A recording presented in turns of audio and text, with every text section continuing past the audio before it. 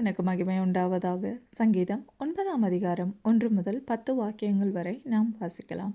கர்த்தாவே, என் முழு இருதயத்தோடும் உம்மை துதிப்பேன். உம்முடைய அதிசயங்கள் எல்லாம் விவரிப்பேன். உம்மில் மகிழ்ந்து களி கூறுவேன். உன்னதமானவரே, உமது நாமத்தை கீர்த்தனம் பண்ணுவேன்.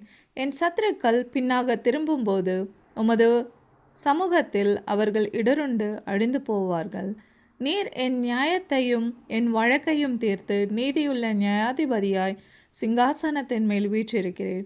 ஜாதிகளை கடிந்து கொண்டு துன்மார்க்கரை அழித்து அவர்கள் நாமத்தை என்றென்றைக்கும் இல்லாதபடி குலைத்து போட்டீர்.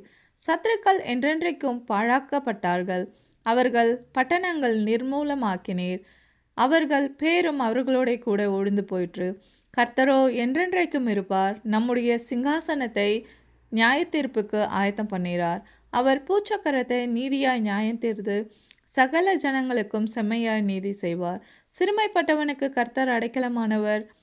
நெருக்கப்படுகிற காலங்களில் அவரே தஞ்சமானவர். கர்த்தாவே, உம்மை தேடுகிறவர்களை நீர் கைவிடுகிறதில்லை.